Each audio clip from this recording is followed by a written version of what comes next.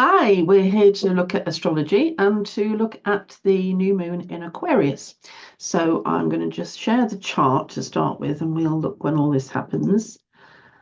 Okay, so on the 29th of January at 12:35 GMT or Universal Time, we get this in the sky. This is the one from the view from the UK. So because it's 12:35, which is in the middle of the day, the sun is at the zenith or the top of the chart. Now, this up here is the midheaven, which is quite skewed because of the particular time of year it is, seasons, and the Earth is a sphere. It's round. It's not a flat surface. So there's all kinds of different effects that can happen to an astrology chart. It starts with a cross, this thick cross in the middle, but it can often skew to one side. So we've got the sun and the moon here at 09 degrees of Aquarius, 51 minutes, and they are accompanied by Mercury at 2 and Pluto at 1. We've also got Ceres at 20, some way away. Okay, there are a few other things in this chart which we will look at if we get time. We've still got the Grand Trine in water, and that comprises of Mars in Cancer, Juno in Scorpio, and Neptune and Venus at 25 and 27 of Pisces. Okie doke. So this is on Wednesday next week. Okay, now what I want to do is I want to share some of my Egyptology notes with you because I have an inkling, I have something telling me, an instinct about this, that the zodiac god, Hapi, who is the original symbol for Aquarius. I'm going to show you this in a minute. I'm convinced that there is something in his mythology which tells us more about Aquarius than we have previously understood. Okay, so what I'm going to do now, I'm going to share again, and this time I'm going to take you to the Dendera zodiac. Now, I'll just explain what you're about to look at. So, excuse me, this is the ceiling of the Dendera temple in Egypt. And it is a zodiac. And this is actually the real thing, the genuine one, the Napoleon exhibition of the early 1800s used dynamite to blast this off the ceiling of the temple, and they took it, and it's now in the Louvre in Paris. There is a plaster one, a copy in its place if you go to the Dendera temple in Egypt. Anyway, I'm afraid that this is not stood up in the right position because of the way the photograph was taken. I have to show you Hapi here, and he's not upright, as it were. But this is, for me, we have to look at the original image rather than a drawing. So I just wanted to point Hapi out. So he's a god. He's got his hat on there, and his hands, each hand has a flagon in it. And from the flagon, he is pouring water, and you can see the zigzag lines here as he pours the water, and it looks like he's pouring it onto a fish. Okay, now this is the original symbol of a man on, well, a later symbol, it turns into a man on his knees holding a flagon on his shoulder, which he pours water from. Right, I'm just going to stop the share for that now. Okay, there's some comments I have to make about this water, right? I've always said, why is it that an air sign has a guy holding and pouring water as its symbol? And I think we have to understand the quality of that water.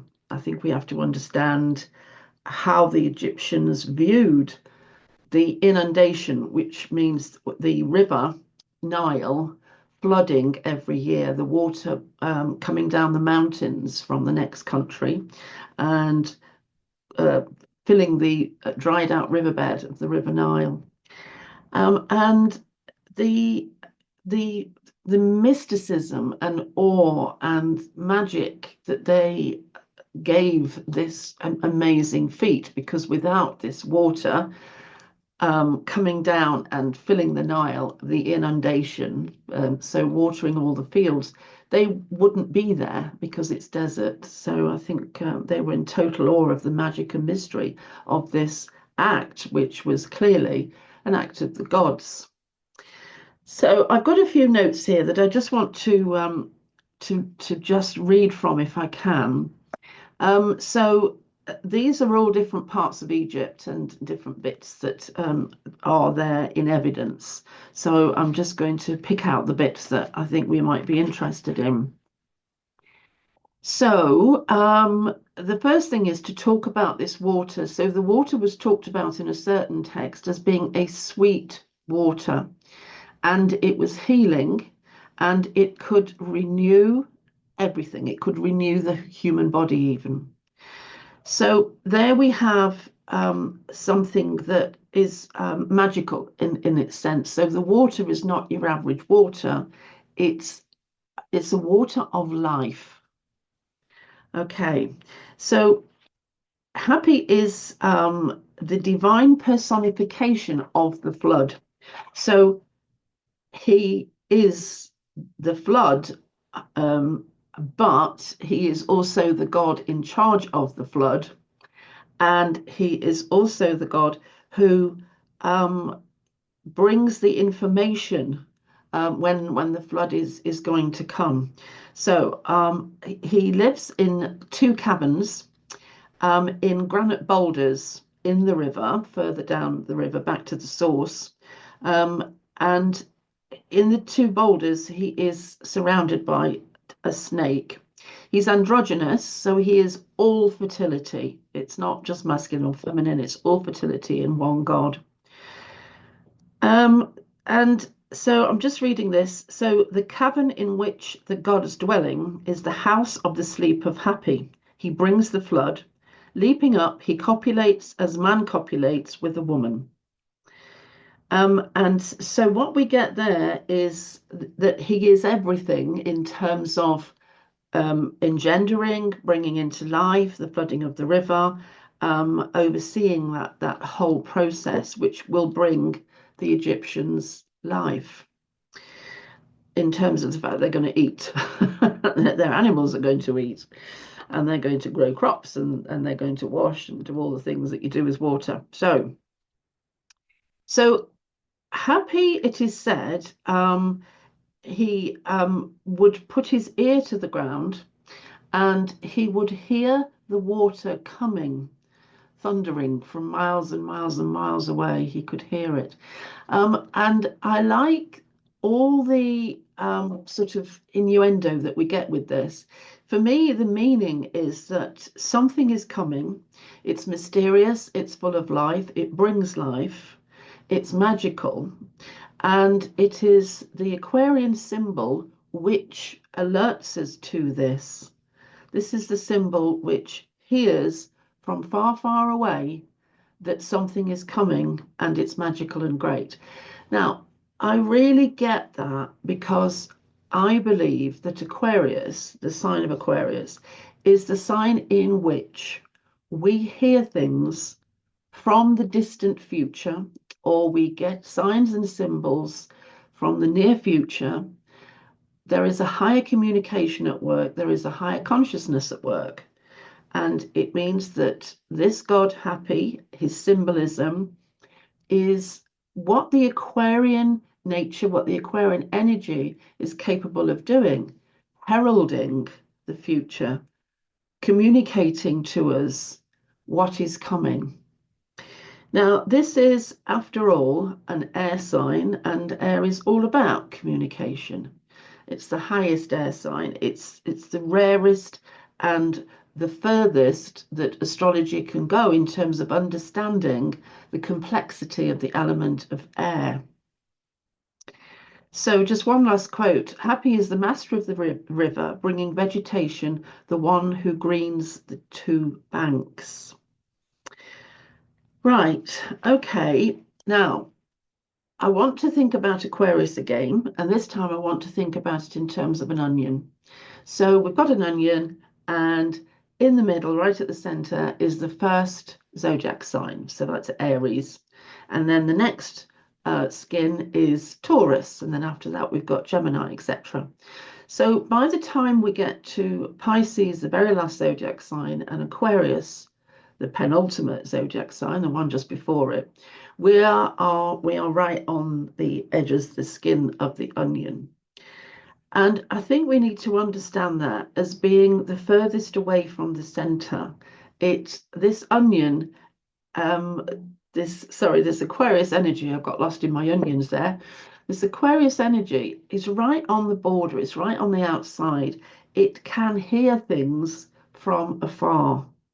Now, hearing, I'm just going to talk about those people who are Aquarian by nature. You don't have to have an Aquarian sun sign. You just have to have lots of Aquarius featured in your chart because other planets are there. Okay. I have always noticed that these people are able to listen and hold more than one conversation at a time. So they can be listening to the radio, they can be on a phone talking to somebody and listening to them, and they can still hear the conversation going on outside the window. They have multi-antennae that can pick up lots of different signals, conversations, and information all at once. They don't lose track of any of these conversations. There we get, again, we have that hearing quality, the listening quality, and then picking up the information. I think that's an important thing for us to pick up on about Aquarius. And I also want to pick up on the fact that Aquarius seems to represent all of our sci-fi knowledge, our sci-fi videos and films and TV shows. If you've ever seen Star Trek, not Star Trek, sorry, Stargate. I love Star Trek too. But in Stargate, Jack O'Neill is played by Dean Anderson, and he has a whacking great lump of Aquarius represented in his chart. And I always thought that was fascinating because the guy is a really Aquarian type. Anyway, so we've got a new moon coming up. I should get onto the new moon, shouldn't I?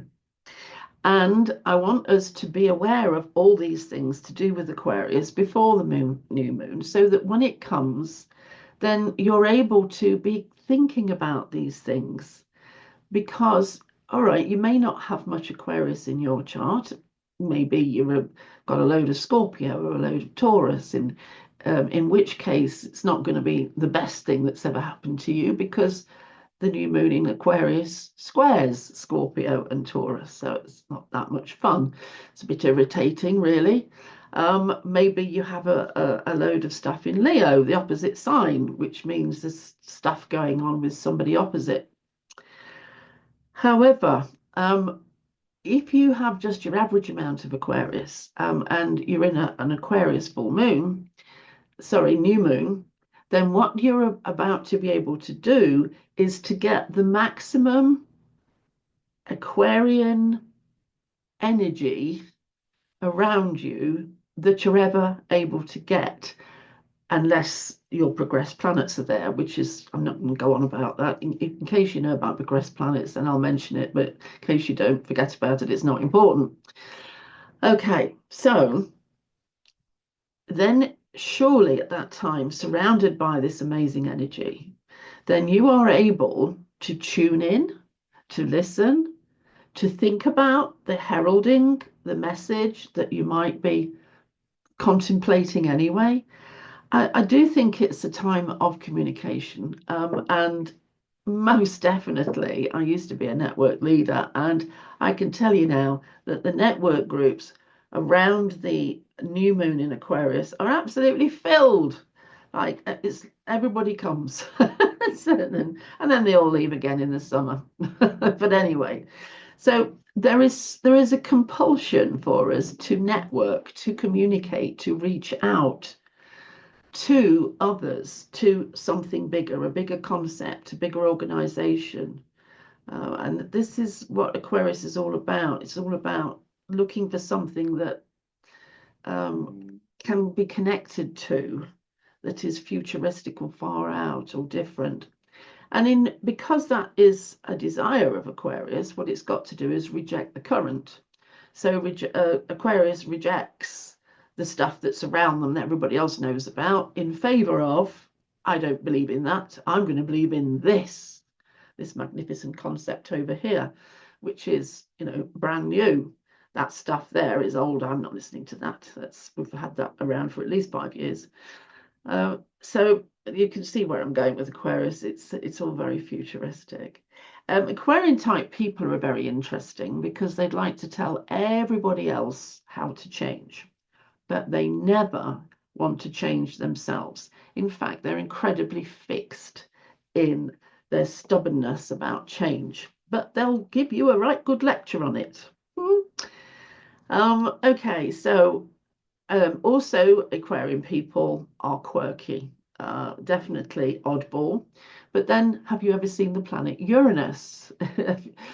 So all the planets in the solar system all spin on an axis which is pretty standard for all of them. They're all spinning away, right? Like that, okay?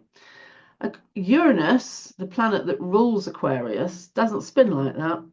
It spins like that. It's the only planet that does so. Nobody knows why it does. But there we see the Aquarian need to be different. The funny thing about that is that the Aquarian needs to be different, wants to join with a gang or group to express the need to bring down the current establishment, to break free of this current government, to break free of anything else that has authority over them. But they don't do it on their own. They always want to join with others to do it. And then they can't see that actually you're now in a group, which means you're doing the same thing as all the other people. Even if it's, wanting to bring down the establishment. Well, that's hardly individual and unique now, is it? It's just a paradox. Anyway, I will now just quickly share again and we'll look at this chart. We will. There we go. Okay, so yeah, I've just mentioned that. So we have got the Grand Trine in water going on. So still we're into emotional issues, relationships, that type of thing.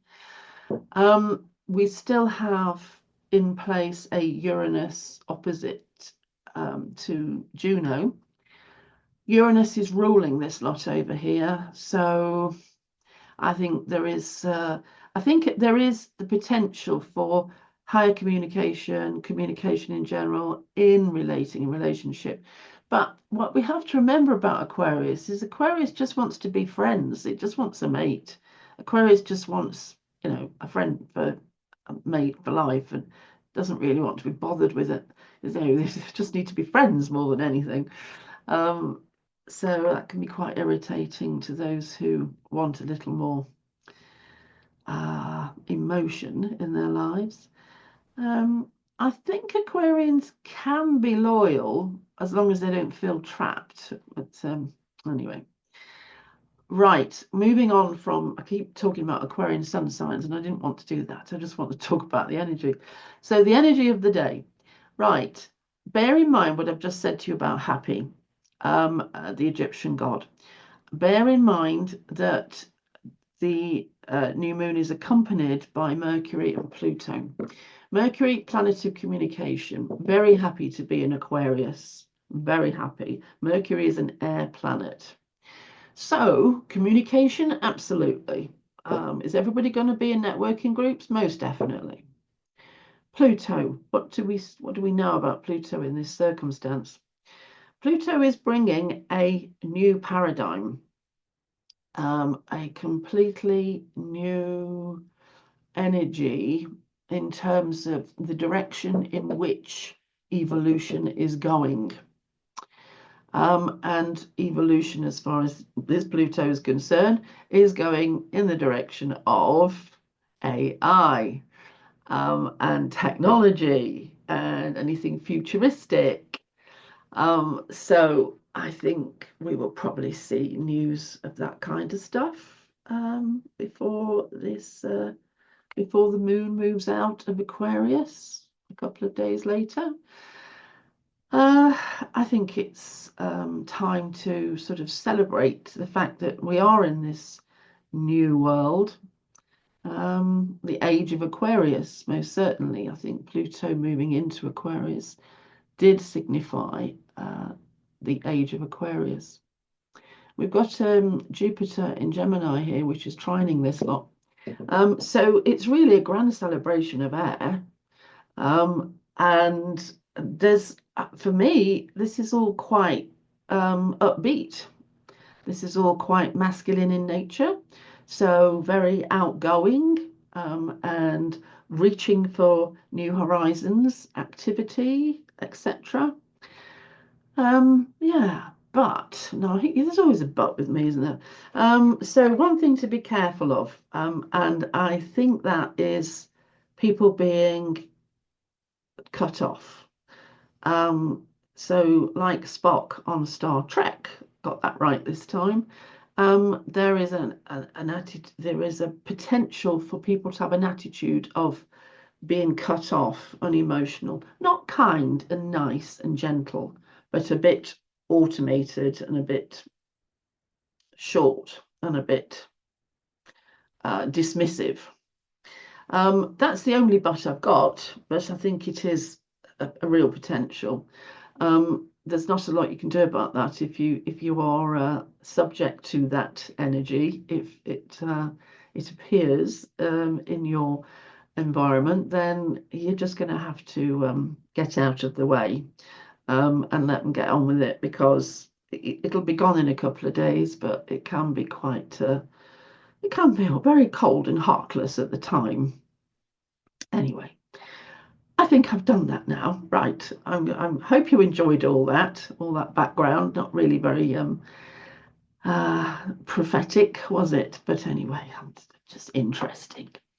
I've got a lot of that information from my new book, The Easy Way to Learn Astrology.